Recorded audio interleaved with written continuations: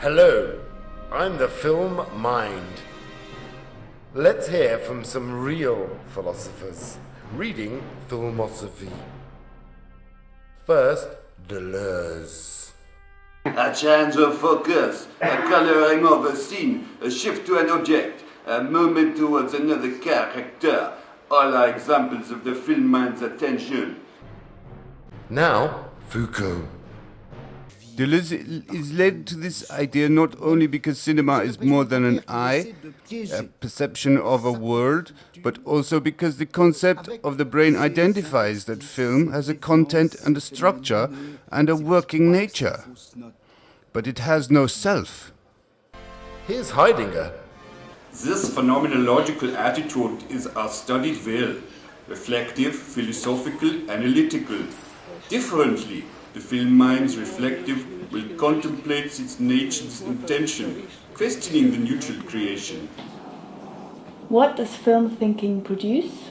What philosophical mode of thinking is film? What is the relation of film to reason, concept, logos?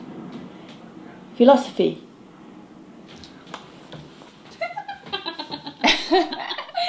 The experience of film becomes in some sense organic because style is tied to meaning with natural, thoughtful, humanistic terms of intention by the film mind. This is the makeup of a philosophical filmgoer.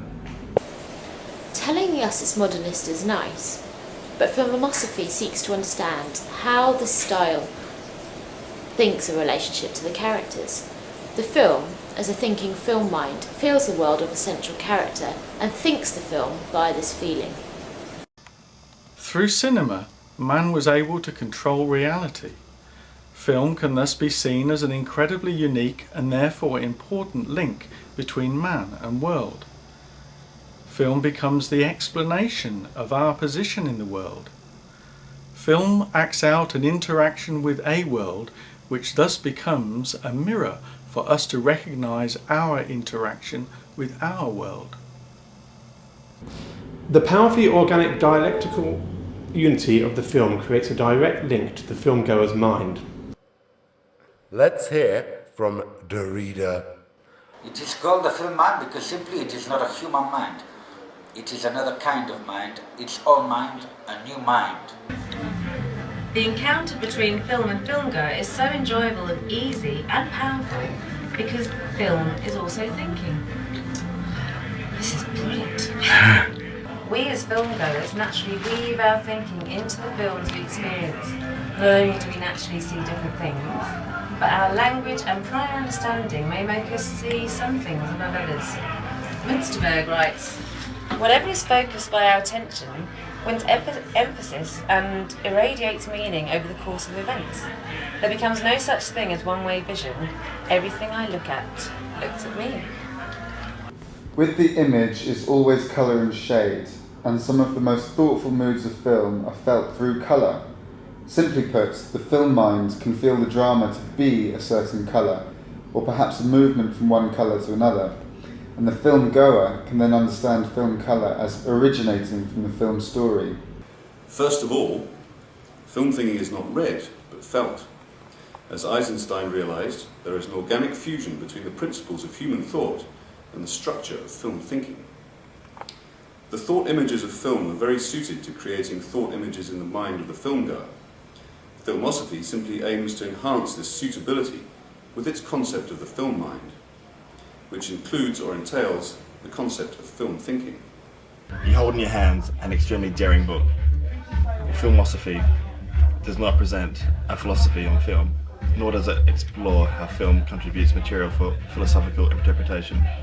Rather, in a lucid and clear style, Daniel Frampton argues that film is philosophy itself, aesthetically, philosophical expression, a medium for thinking, and an accompaniment for thought. Any filmgoer who experiences a film with the concept of the film mind will see the film mind at work. The film mind then becomes immanent within the film, and film thinking is immanent within the images and edit shifts and sounds. With the concept of the film mind and film thinking, the filmgoer will thus see film forms as thoughtful intentions. Conceptualising the right kind of film being gives a film a character, a personality and style, because a calling card becomes a calling card for that film personality. It tells us what the film is thinking and how the film regards its characters and events. The next chapter will ask whether phenomenology might provide some clues to the right kind of film being. In life, we usually think from our experiences. If we go to the cinema for the sole reason of gaining some pleasurable experiences, then we have our pleasure thinking at the ready, as it were, sifting out only those film thoughts that supply this feeling, these pleasures of an impossible life. Silence is the darkness of sound.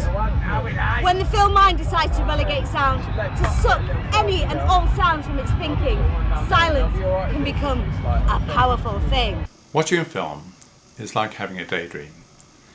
It operates on portions of your mind that are only reached by dreams or by dramas. And there you can explore things without the responsibility of conscience, ego, or conscience. When Frampton tells us the thinking of a film should be seen as free and fluid, he brings his readers to the threshold of creative criticism. Every reader will appreciate the energy, force and breadth of the author's appreciation of cinema. Tom Connolly, Harvard University. Meaning, have you started? Yeah. Meaning thus has a beginning, immediately in the experience, a middle, through reflection and interpretation during and after the film, and seemingly never an end. The film's moving sound image thinking has the possibility of meaning. We hold the only capacity to give meaning to film by experiencing it. And yet the concept of the films does not presume a message. Everything is intended, but there is no message to be missed or misunderstood or completely, exhaustively understood. Anyway. But first, to understand how filmgoers experience film, we must note what normal experience is marked by. Experience, though through sight and hearing, is a mode of thought, filtered through context and personality and language, and probably much more. The arrangement of words in philosophical writing is very important. Why do writers think that by telling us exactly how a shot was done, we will understand or experience the moment any better?